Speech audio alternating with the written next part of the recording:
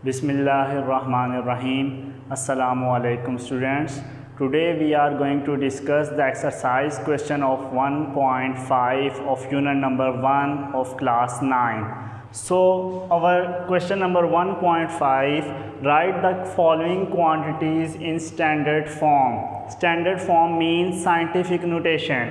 We have to write these quantities in standard form. तो हमें पता था कि जब भी साइंटिफिक नोटेशन हो तो हमारा पॉइंट फर्स्ट वैल्यू के बाद आना चाहिए और फर्स्ट वैल्यू नॉन ज़ीरो होनी चाहिए। और हमारे पास कुछ रूल्स थे, तो आइए हम दोबारा रिवाइज़ करते हैं उन रूल्स को। फर्स्ट रूल ये था कि साइंटिफिक नोटेशन हो या स्टैंडर्ड फॉर्म हो, आंसर मल्टीप्लाई बाय 10 की फॉर्म में आता है।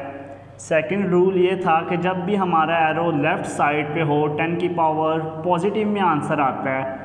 थर्ड रूल ये था स्टूडेंट्स, जब भी हमारा एरो राइट साइड पे हो 10 की पावर माइनस में आंसर आता है। ये हमारे पास 3 रूल्स थे स्टैंडर्ड फॉर्म या साइंटिफिक नोटेशन के। तो फर्स्ट क्वेश्चन था 6400 kilometre, we have to convert this into standard form. So मैंने आपको बताया था कि जब भी हमारे पास स्टैंडर्ड फॉर्म हो तो पॉइंट फर्स्ट वैल्यू के बाद आना चाहिए और फर्स्ट वैल्यू नॉन ज़ीरो होनी चाहिए। तो हम यहाँ से पॉइंट ला के यहाँ पे फर्स्ट वैल्यू के बाद लाते हैं और देखते हैं कि फ़र्स्ट वैल्यू हमारे पास नॉन ज़ीरो है। जी, हमारे पास फ़र्स्ट वैल्यू नॉन ज़ीरो है। तो 6.4 इंटू 10 की पावर। अब हमने सेकंड रूल ये देखना है कि हमारा एरो किस तरफ मूव हुआ है। हमारा एरो लेफ़्ट साइड पे मूव हुआ है, तो हम क्या करेंगे कि मल्टीप्लाई बाय 10 की पावर पॉजिटिव में आंसर आएगा। और कितनी वैल्यूज़ मूव हुई हैं? 1 2 3। इट्स मीन 6.4 इंटू 10 की power 3 kilometre. This is our answer. Second question था 380,000 kilometre, we have to convert in standard form. तो हम पॉइंट फर्स्ट वैल्यू के बाद लाते हैं। ये पॉइंट फर्स्ट वैल्यू के बाद लाया 3.8 इंटू 10 की पावर। फर्स्ट रूल ये था कि हमेशा आंसर 10 की पावर में आएगा। 10 की पावर लिख ली। पॉइंट हमेशा फर्स्ट वैल्यू के बाद आना चाहिए और फर्स्ट वैल्यू क्या होनी चाहिए? नॉन ज़ीरो होनी चाहिए। ये मैंने फर्स्ट वैल्यू के बाद लाया और फर्स्ट वैल्यू नॉन ज़ीरो थी। थर्ड रूल ये था कि हमने देखना है एरो किस तरफ मूव हुआ है। एरो हमारा लेफ़्ट साइड पे मूव हुआ है, इट्स मीन 10 की पावर पॉजिटिव में आंसर आएगा। अब हम देखते हैं कितनी वैल्यूज़ मूव हुई हैं। 1 2 3 4 5। इट्स मीन 3.8 इंटू 10 की power 5 kilometre is the answer. Third part is 300,000 metre per second. We have to convert it into standard form. वही प्रोसीजर है, हम पॉइंट फर्स्ट वैल्यू के बाद ले आते हैं और फर्स्ट वैल्यू नॉन ज़ीरो होनी चाहिए। 3.8 इंटू 10 की पावर। अब 10 की पावर पॉजिटिव आएगी स्टूडेंट्स या नेगेटिव आएगी? तो हमें पता है कि हमारा एरो इस केस में भी किस साइड पे मूव हुआ है? लेफ़्ट साइड पे। Whenever our arrow is on left side 10 की power positive, whenever our arrow is on the right side we have to use 10 की पावर नेगेटिव। अब कितनी वैल्यूज़ मूव हुई हैं? 1 2 3 4 5 6 7 8। इट्स मीन 3.8 इंटू 10 की पावर 8 वैल्यूज़ मूव हुई हैं। Positive 8 इसलिए आया क्योंकि हमारा एरो लेफ़्ट साइड पे मूव हुआ है। 3.8 इंटू 10 की पावर 8 मीटर पर सेकेंड हमारा आंसर है। ये लास्ट पार्ट थोड़ा सा कॉन्सेप्चुअल है। कह रहे हैं कि सेकेंड्स इन अ डे, एक दिन में हमारे पास कितने सेकेंड्स होते हैं। तो आइए हम देखते हैं। Day, hours. जब भी हमने सेकेंड्स इन अ डे से सेकेंड में कन्वर्ट होना है तो हमारे पास ये प्रोसीजर है। ये मैंने लास्ट वीडियो में भी बताया था आपको, अगेन सुन लो स्टूडेंट्स। अब एक दिन में हमारे पास कितने आवर्स हैं? 24। अब एक आवर्स में कितने मिनट हैं? 60। इट्स मीन के 24 को 60 से मल्टीप्लाई करेंगे। आपके माइंड में ये क्वेश्चन आएगा कि ये मल्टीप्लाई क्यों किया है? मल्टीप्लाई इसलिए किया है क्योंकि जब भी हम बिगर यूनिट से स्मॉलर यूनिट में कन्वर्ट होते हैं तो हम क्या करते हैं? मल्टीप्लाई। अब एक दिन में कितने आवर्स थे? 60, तो मैंने 24 को 60 से मल्टीप्लाई कर दिया। और 1 मिनट में कितने सेकंड्स होते हैं? 60 होते हैं। तो मैंने ये प्रोसीजर किया है। सबसे पहले मैं पुट करूँगा 24 multiply by 60 multiply by 60 second, क्योंकि seconds in a day find करना था और उसकी फिर स्टैंडर्ड फॉर्म में उसका आंसर लाना था। तो जब हमने कैलकुलेटर से इसे किया तो हमारे पास आंसर आ गया 86400 सेकेंड। ये हमारे पास आंसर आ गया। अब हमने इसकी स्टैंडर्ड फॉर्म फाइंड आउट करनी है। स्टूडेंट, स्टैंडर्ड फॉर्म बेसिकली क्या होता है कि हमारे पास पॉइंट फर्स्ट डिजिट के बाद आए और फर्स्ट डिजिट नॉन ज़ीरो हो तो हम इसकी स्टैंडर्ड फॉर्म करते हैं। जब दोबारा इसको अगेन लिख लेते हैं 86400 सेकेंड। जब हमने पॉइंट फर्स्ट डिजिट के बाद लाए 8.64 इंटू 10 की पावर। अब हमारा एरो किस साइड पे गया है? लेफ्ट साइड पे गया है। 10 की पावर पॉजिटिव आएगी और कितनी वैल्यूज़ मूव हुई हैं? 1 2 3 4। 8.64 इंटू 10 की पावर 4 सेकेंड। ये हमारे पास all over the concept of exercise question number 1.5। Hope so ये क्वेश्चन आपको समझ आ गया होगा। ये बंद करूँ। Students, next question is question number 1.6.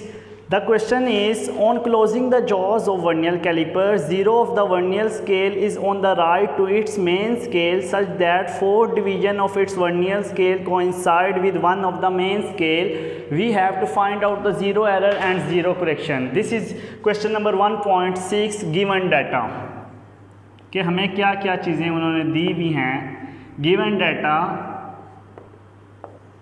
Main scale reading,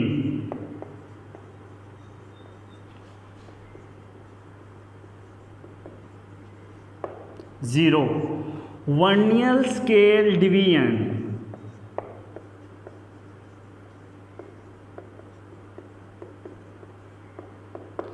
fourth division है हमारे पास। To find we have to find zero error, zero correction.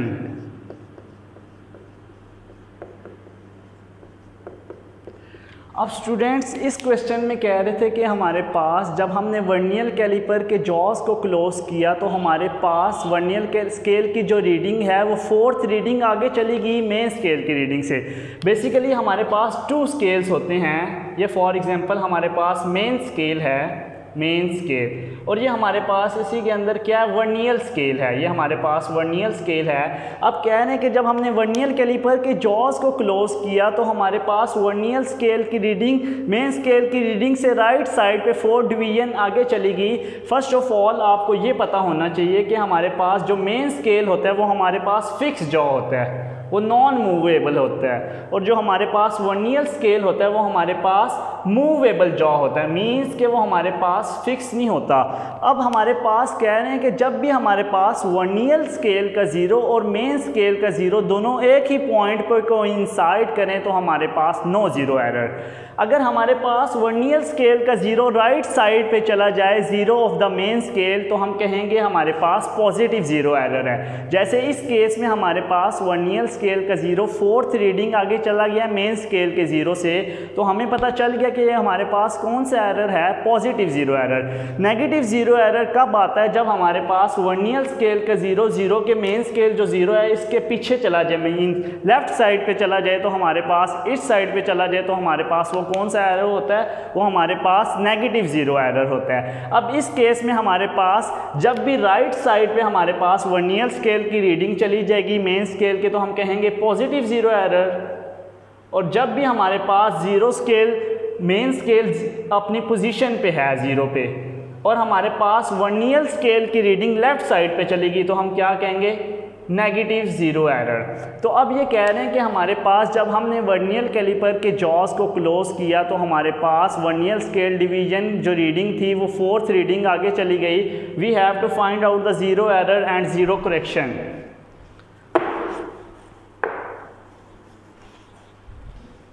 So zero error solution, zero error का फॉर्मूला हमारे पास होता है zero error is equal to main scale reading plus vernier scale division multiply by least count को मैं L dot count of vernier caliper. अब we have to just put up the values. What is the value of main scale reading 0 plus what is the value of vernier scale division, कितने division आगे चला गया था students 4, we have to put 4. What is the least count of vernier caliper? As we know that 0.01 centimetre. जब हमने इसे multiply किया 4 को 0.01 से किया तो 0.04 सेंटीमीटर। 0 में कोई चीज़ ऐड करें हमारे पास वही आंसर होता है 0.04 सेंटीमीटर। हमारे पास ये क्या आ गया प्लस, या हमारे पास प्लस 0.04, ये ज़ीरो एरर आ गया। अब सेकंड चीज़ स्टूडेंट्स फाइंड करनी थी ज़ीरो करेक्शन। तो ज़ीरो करेक्शन बेसिकली क्या चीज़ है हमारे पास, कह रहे हैं कि ज़ीरो एरर हमारे पास फोर्थ रीडिंग मतलब 0.04 सेंटीमीटर है। इट्स मीन कि हमारे पास 4 डिवीज़न आगे चला गया था, ये हमारे पास मेन स्केल का ज़ीरो है। अब ये हमारे पास 0.04 सेंटीमीटर ये वर्नियर स्केल की रीडिंग आ गई है हमारे पास, इतनी रीडिंग्स आगे चला गया था, ये हमारे पास बेसिकली ज़ीरो एरर है। अब स्टूडेंट्स याद रखना कि हम ऐसा क्या करें प्लस 0.04 सेंटीमीटर में कि ये ज़ीरो हो जाए। अगर हम 0.04 सेंटीमीटर को माइनस 0.04 सेंटीमीटर से माइनस कर देते हैं तो हमारे पास क्या आंसर आ जाएगा 0। तो हमारे पास वर्नियर कैलिपर में कोई ज़ीरो एरर नहीं होगा। तो याद रखना जो भी आंसर है हमारे पास ज़ीरो एरर में रीडिंग्स वही सेम रहती हैं, readings are same, we have to just change the sign. ये अगर हमारे पास प्लस 0.04 है, ज़ीरो करेक्शन क्या होगी कि हम माइनस 0.04 साइन चेंज कर दो और वैल्यू हमारे पास वही सेम रहती है, ये हमारे पास ज़ीरो करेक्शन आ गया। अगर फॉर एग्जांपल हमारे पास यहाँ पे ज़ीरो एरर आता 0.06 सेंटीमीटर प्लस, ये इतनी वैल्यूज़ आगे चली गई हैं, तो हम ऐसा क्या करें कि ये हमारे पास दोबारा ज़ीरो पे आए। तो 0.046 सेंटीमीटर में हम माइनस 0.06 सेंटीमीटर करते हैं तो हमारे पास आंसर ज़ीरो एरर ज़ीरो हो जाता है। तो बेसिकली ये थोड़ा सा कॉन्सेप्चुअल क्वेश्चन था। होप सो ये आपको क्वेश्चन समझ आ गया होगा। अगर आपको कोई भी डिफ़िकल्टी हुई तो आप मुझे कमेंट में मेंशन कर सकते हैं। Thank you so much. अल्लाह हाफिज़।